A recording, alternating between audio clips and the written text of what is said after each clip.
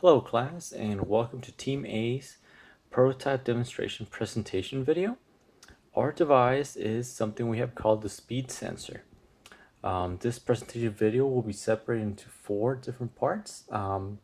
First, the main description based on its uses, the hardware, the software, and finally an actual video of it working, the demonstration. So essentially, our project will be able to calculate the speed of objects in a number of ways, using lasers, using radar, and using Hall sensors for magnetic impulses.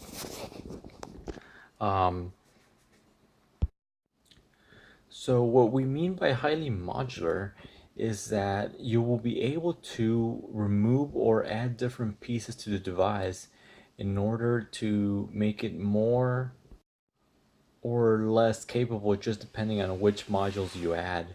So for example, you'll be able to switch displays, using LEDs or using LCD displays, or maybe you won't have a display at all, just use a memory card instead.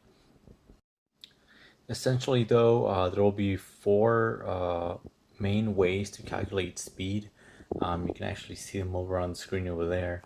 The first one is like a single laser method, which can calculate how fast an object is going through the beam, although that assumes that you already know the length of the object.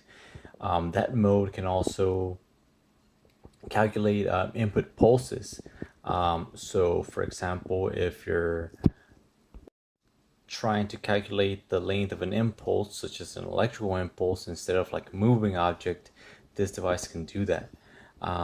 There's a double laser method, which can calculate moving objects in a straight line, and this is a little more versatile because you don't need the length of the object, you just need to know the distance from one laser to the other. The Hall sensor method uses a Hall magnetic switch, and it calculates how fast an object is moving by measuring a magnetic source.